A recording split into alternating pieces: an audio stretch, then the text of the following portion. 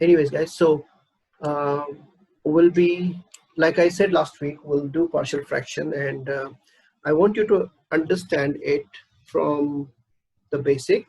And you might be wondering, if it's partial fraction, why I'm asking you the integration of cot x. I'll explain you in a while. It has some relation. So for now, I want you guys to first think about this. You know, when we are talking about integration of something, that means there would have been some differentiation which can be differentiated, and once you differentiate, you get cot x. Now here we are integrating cot x, and we need to find what would be the initial function. So let's think about this one now. I'm going to write something, and so here, can you try differentiating oh sorry,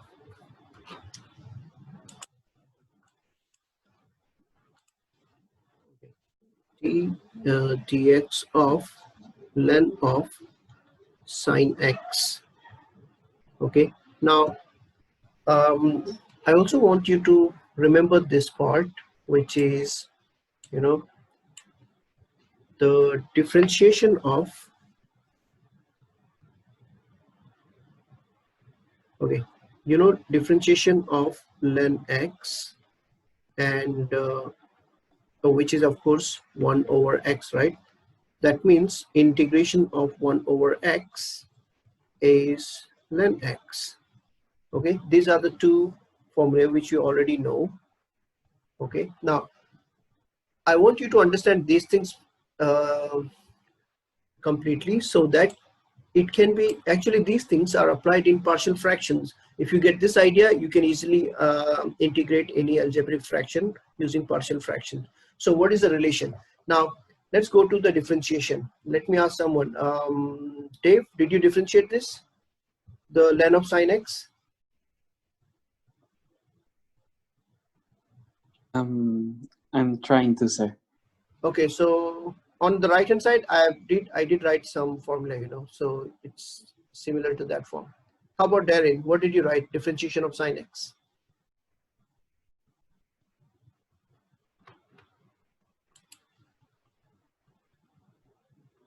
Darren? Not yet, mister. Okay, Bianca? Negative cos x over sine x. Okay, why is it negative cos x over sine x? Yeah, cos x over sine x. Okay, so first thing, differentiating the len function, it will be 1 over cos x, I'm sorry, 1 over sine x here, because we are differentiating sine function. So where's the answer here? Okay, so that's 1 over sine x, and then chain rule, guys. So then you differentiate sine function. Sorry, sine means differentiation of sine will be cos x, and hence it becomes cos x over sine x, which is nothing but cot x. Now look at the relation here. When you differentiate len of sine x, it becomes actually cot x. That means when you integrate cot x, that should be your integration, right? Do you all agree with this, guys? Make sure you understand here, yeah, and you ask your doubts here itself, because then later we'll relate it to the partial fraction, and I mean apply these things in partial fraction also. So the point, can anyone tell me what's the actual conclusion here?